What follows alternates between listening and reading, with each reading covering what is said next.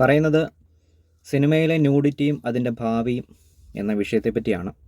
ഞാൻ ഭാവിയിൽ സിനിമ ചെയ്യാനിരിക്കുന്ന ആളായതുകൊണ്ട് ഇത്തരം കാര്യങ്ങളെല്ലാം അന്വേഷിക്കുകയും പഠിക്കുകയും സിനിമയുടെ ഭാവി, എൻ്റെ ഭാവി, അങ്ങനെ എല്ലാത്തിൻ്റെയും ഒരു മുന്നോട്ടുള്ള വഴി ഒക്കെ നോക്കുമ്പോഴത്തേനും ഒരു ട്രജക്ടറി നോക്കുമ്പോഴത്തേനും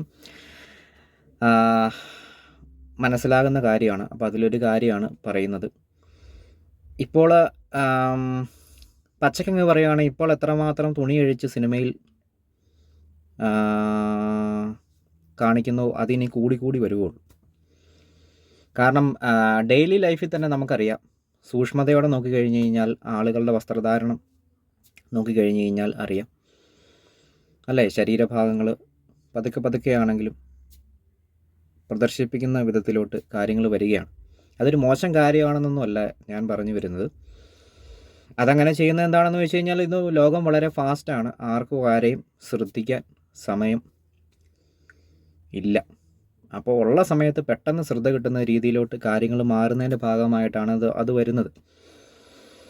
അപ്പോൾ അതങ്ങനെ ഇപ്പോൾ സിനിമയുടെ കാര്യം പറയുകയാണെങ്കിൽ, ആദ്യം സിനിമയിൽ നിന്ന് വേണം ഈ കാര്യം ആളുകൾ പഠിക്കാനായിട്ട്. അപ്പോൾ സിനിമയിൽ ആരെങ്കിലും പച്ചയ്ക്ക് പറയുകയാണെങ്കിൽ തുണി അഴിച്ചെങ്കിലേ ഉള്ളൂ പതുക്കെ ആണെങ്കിൽ നിത്യജീവിതത്തിലോട്ട് ആ തുണിയഴിപ്പ് വരാൻ പറ്റത്തുള്ളൂ.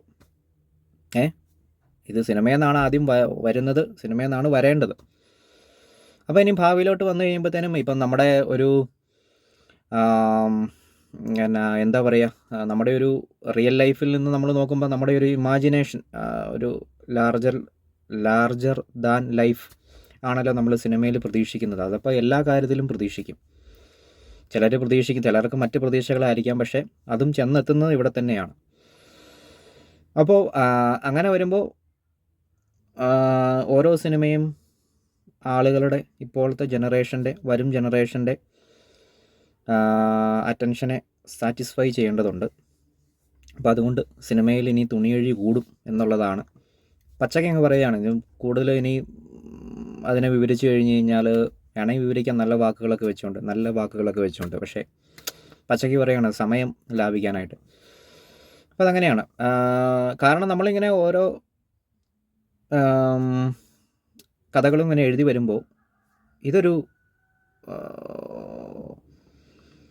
ഒരു ഗ്യാപ്പായിട്ട് ഇങ്ങനെ കിടക്കുകയാണ്. അപ്പോൾ അത് ഞാൻ മനസ്സിലാക്കിയ സ്ഥിതിക്ക് ഞാൻ അങ്ങനെ എഴുതിപ്പോയില്ലെങ്കിൽ, എനിക്ക് അത് എഴുതാനുള്ള കഴിവുണ്ടെങ്കിൽ, എൻ്റെ കഴിവിനനുസരിച്ച് ഞാനത് എഴുതിപ്പോയില്ലെങ്കിൽ, നാളെ ഏതെങ്കിലും തെണ്ടി വന്ന് ഇത് എഴുതി കഴിഞ്ഞ് കഴിഞ്ഞാൽ ക്രെഡിറ്റും കൊണ്ടാവും പോകും. ഞാൻ മൂഞ്ചി ഇവിടെ ഇരിക്കുകയും ചെയ്യും. ഇപ്പം ശാസ്ത്രത്തെക്കുറിച്ചൊക്കെ വാവിടാതെ സംസാരിക്കുന്നവർക്കൊക്കെ അറിയാം, പണ്ട് ഇഷ്ടംപോലെ കണ്ടുപിടുത്തം നടത്തുന്ന ടീമുകൾ ഇതെല്ലാം കണ്ടുപിടുത്തം നടത്തിയിട്ട് പെരയ്ക്കകത്ത് വെച്ചുകൊണ്ടിരിക്കും. ഒരു 5-6 മാസം കഴിയുമ്പോൾ വേറെ ഏതെങ്കിലും ഒരുത്തൻ അത് കണ്ടുപിടിച്ചിട്ട് ഉടനെ പോയി അതിൻ്റെ പേറ്റൻറ്റ് പോയി എടുക്കും. അപ്പോഴാണ് ഇവൻ പെരയ്ക്കകത്ത് ഈ സാധനമായിട്ട് ചാടുന്നത്. എല്ലാ കണ്ടുപിടുത്തങ്ങൾക്കും ഉണ്ട്. 6 മാസം മുമ്പേ വേറൊരു ടീം കണ്ടുപിടിച്ചായിരുന്നു പറഞ്ഞുകൊണ്ട് ശാസ്ത്രജ്ഞന്മാരെക്കുറിച്ചൊക്കെ കൂടുതൽ അറിയാവുന്നവരുണ്ടെങ്കിൽ അറിയാം. അപ്പോൾ അതുപോലെയാണ് നമ്മുടെ മനസ്സിൽ തോന്നുന്ന കാര്യം, എന്നെ സംബന്ധിച്ചാണ് എൻ്റെ മനസ്സിൽ തോന്നുന്ന കാര്യം, അത് നമുക്ക് എത്രയും പെട്ടെന്ന് ചെയ്യാവുന്നതിൻ്റെ മാക്സിമം ചെയ്യുക എന്നുള്ളതാണ്. അല്ലെങ്കിൽ നാളെ ആരെങ്കിലും ആ ക്രെഡിറ്റ് അടിച്ചുകൊണ്ട് പോകും. ഇവിടെ ചുമ്മാ വീട്ടിൽ ഇരിക്കത്തേ ഉള്ളൂ. ആകെപ്പാടെ ഉള്ള കഴിവാണിത്. ഇതിൽ ശോഭിച്ചില്ലെങ്കിൽ തീർന്നു. അങ്ങനെ ശോഭിക്കാതിരിക്കത്തൊന്നുമില്ല. നമുക്ക് പുറത്തുനിന്നുള്ള പ്രഷറുണ്ട്. പക്ഷേ നമ്മുടെ ആ ഒരു മുന്നോട്ടുള്ള പോക്ക് സ്മൂത്താക്കാനായിട്ട് നമ്മൾ അറിഞ്ഞ് പ്രവർത്തിക്കണം എന്നുള്ളതാണ്. അപ്പം അതിൻ്റെ ഭാഗമായിട്ട് സിനിമയിൽ ഇനി ഇത്തരം കാര്യങ്ങൾ കൂടും എന്നുള്ളതാണ്. അപ്പോൾ അതിൻ്റെ ആരെങ്കിലും ഒരാൾ ആദ്യം തുടങ്ങണമല്ലോ. ഇപ്പോൾ ഒരു സിമ്പിൾ ഉദാഹരണം പറയുകയാണെങ്കിൽ, ആദ്യം തുടങ്ങുന്ന ആൾക്കിട്ട് അടി കിട്ടും, പിന്നെ അത് ചെയ്യുന്ന ആൾക്കിട്ട് തെറി കിട്ടും. പണ്ടായിരുന്നെങ്കിൽ കൊല്ലപ്പെട്ട് പോകുമായിരുന്നു ആദ്യം. ഇപ്പോൾ ആദ്യം അടി കിട്ടും, പിന്നെ തെറി കിട്ടും, പിന്നെ വിവാദങ്ങളൊക്കെ ഉണ്ടാകും, പിന്നെ അത് ഓക്കെ ആവും. ലാസ്റ്റൊക്കെ വരുന്നവർ രക്ഷപ്പെട്ടു. അവർക്കതിനെ പൊലിപ്പിച്ച് ഇത് ചെയ്യാം. ആദ്യം ചെയ്യുന്നവർക്കിട്ട് പണി കിട്ടും. പക്ഷേ ആദ്യം ആരെങ്കിലും ചെയ്തല്ലേ പറ്റത്തുള്ളൂ. അതിന് ഏതെങ്കിലും വിധത്തിൽ അത് ചെയ്യാൻ തയ്യാറാവുന്നവരെ ആക്ച്വലി പ്രോത്സാഹിപ്പിക്കുകയാണ് വേണ്ടത്. സിനിമയുടെ ഇതിൽ നിന്ന് ചിന്തിക്കുമ്പോഴത്തേനാണ് ഈ പറയുന്നത്. ഞാൻ റിയൽ ലൈഫിൽ അത്ര എന്താ പറയുന്നത്, ഈ പറയുന്ന അത്രയും ഉണ്ടോ എന്നുള്ളത് അതെൻ്റെ ജീവിതം കൊണ്ട് ഞാൻ തെളിയിക്കേണ്ടതാണ്. അത് അവിടെ നിൽക്കട്ടെ.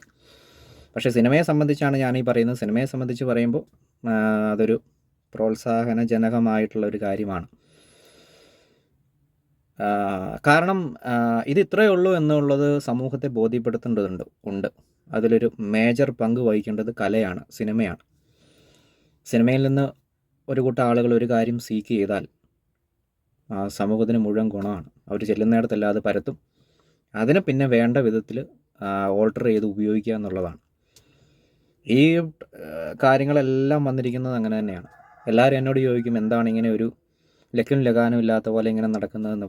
കാരണം നാളെ സിനിമ ചെയ്യാൻ നേരത്ത് നമുക്ക് ഏത് സ്റ്റൈൽ വേണേലും സ്വീകരിക്കാം, എങ്ങനെ വേണേലും നടക്കാം, എങ്ങനെ വേണേലും ഇഷ്ടം പോലെ സ്വാതന്ത്ര്യമുണ്ട്. എങ്ങനെ വേണേലും നടക്കാം, ഇരിക്കാം, കിടക്കാം, പറയാം, ഇത് ചെയ്യാം. അതിനെല്ലാം ഉണ്ട്. സമൂഹത്തോടൊരു ഉത്തരവാദിത്വം ഉണ്ട് എന്നുള്ളതേ ഉള്ളൂ, കല കൈകാര്യം ചെയ്യുന്ന ആളായതുകൊണ്ട്. ഇച്ചിരി ഉത്തരവാദിത്വം, സിനിമയുടെ കാര്യമാണ്, ഇച്ചിരി ഉത്തരവാദിത്വം കൂടുതലുണ്ടെന്ന് കൂട്ടിക്കും. അപ്പോൾ അതിരിക്കെ തന്നെ ഈസിയാണ്. വെറുതെ ഇനി തൽക്കാലം ചമഞ്ഞ് കെട്ടി എല്ലാവരെയും കാണിക്കേണ്ട ആവശ്യമൊന്നുമില്ല. ഇനി വരുന്നു ഏതെല്ലാം വിധത്തിൽ ഇനി ആൾക്കാർ കാണാനിരിക്കുന്നു എന്നുള്ളതാണ്. അപ്പോൾ അതൊക്കെയാണ്. അപ്പം എന്താ പറയുക, അപ്പോൾ ഇനി ഭാവിയിലോട്ട് സിനിമയിൽ ഇങ്ങനെ എന്താ പറയുക, നമ്മളിതുവരെ മറച്ചും മറ്റ് രംഗങ്ങൾ കാണിച്ച് ഒളിപ്പിച്ചുമൊക്കെ കാണിച്ചുകൊണ്ടിരുന്ന പല രംഗങ്ങളും ഫ്രഷായിട്ട് നേക്കഡായി കൊണ്ട് കാണാവുന്ന വിധത്തിൽ കാണിക്കേണ്ടതും ഉണ്ട്. അതിന് തൽക്കാലം ഗഡ്സ് ഉള്ളവർ അതിന് തയ്യാറാകുക എന്നുള്ളതാണ്. അതിന് പോപ്പുലാരിറ്റി വരുത്തിക്കുക എന്നുള്ളതാണ്. എങ്കിലേ ഉള്ളൂ കുറച്ച് സെക്കൻഡറി ആയിട്ട് നിൽക്കുന്ന ആൾക്കാരും കൂടെ അത് ഏറ്റെടുത്ത് അത് മുന്നോട്ട് കൊണ്ടുപോകത്തുള്ളൂ. അപ്പോൾ ഇനി ഭാവിയിലോട്ട് എന്താണെങ്കിലും വരും. കാരണം ഓരോ ആളുകൾക്കും, ഓരോ ഇൻഡിവിജ്വലിനും പേഴ്സണലായിട്ട് ഇഷ്ടപ്പെടേണ്ട, കുറഞ്ഞ സമയത്തിനുള്ളിൽ കൂടുതൽ ഇഷ്ടപ്പെടാൻ പറ്റുന്ന സിനിമകളാണ് ഇനി വരേണ്ടത്. ഞാനൊക്കെ എഴുതിക്കൊണ്ടിരിക്കുന്നത് അത്തരം കഥകളാണ്. പക്ഷെ ഇപ്പം നടക്കുന്നത് എന്താണെന്ന് വെച്ച് കഴിഞ്ഞാൽ, ഒരു ഫാമിലി തിയേറ്ററിൽ പോയി കഴിഞ്ഞ് കഴിഞ്ഞാൽ 5 പേരുള്ള ഒരു ഫാമിലിയാണെങ്കിൽ അതിൽ ഒരാൾക്കായിരിക്കും ആ പടം ഇഷ്ടപ്പെടുന്നത്, ബാക്കി 4 പേരും സഹിച്ചിരുന്ന് ഇഷ്ടപ്പെടാത്ത സിനിമ കാണേണ്ട അവസ്ഥയാണ്. അപ്പം അങ്ങനെ ഇനി എനിക്ക് തോന്നുന്നില്ല ആരും സ്വന്തമായിട്ട് ജോലി ചെയ്ത് പൈസ ഉണ്ടാക്കുന്ന ആരും അത് ടോളറേറ്റ് ചെയ്യുമെന്ന് എനിക്ക് തോന്നുന്നില്ല. തോന്നുന്നില്ല എന്ന് തന്നെയല്ല, ഇല്ല, അങ്ങനെ ചെയ്യത്തില്ല.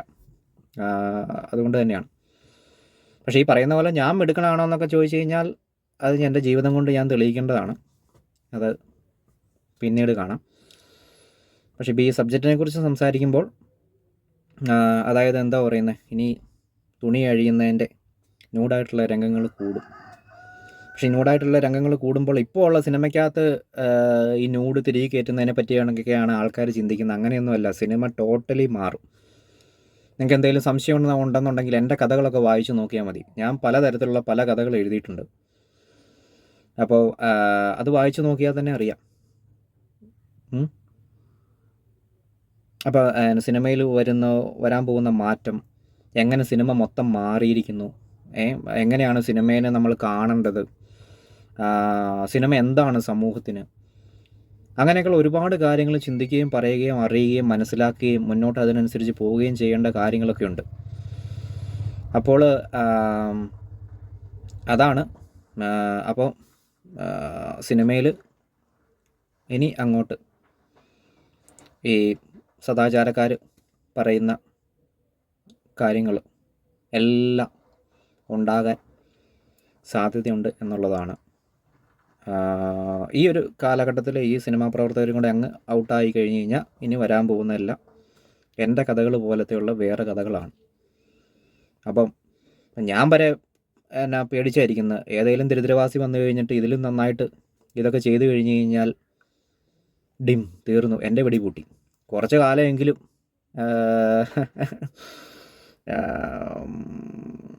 ഇത്രയും കഷ്ടപ്പെട്ടു, എന്തോ പറയുന്നത്, ഇവിടെ ഒന്ന് വിലസണമെന്ന് ആഗ്രഹമുണ്ട്.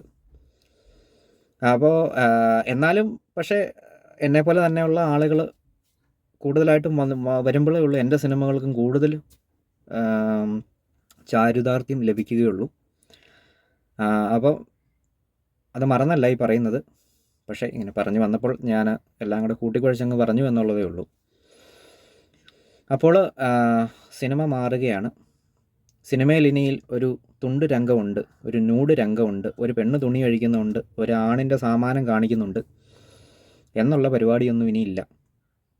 നമ്മൾ സാധാരണ ഇപ്പോൾ സിനിമയിൽ കാണുന്ന കാര്യങ്ങളൊക്കെ പറയുന്നത് എങ്ങനെയാണോ ആ ഒരു ലാഘവത്തിൽ തന്നെയുള്ള ഈ കാര്യങ്ങളൊക്കെ വരത്തുള്ളൂ. അതിനനുസരിച്ച് സിനിമ മാറണം, സമൂഹം മാറാനുണ്ട്, സിനിമയെ മാറാനുണ്ട് എന്നുള്ളതാണ്.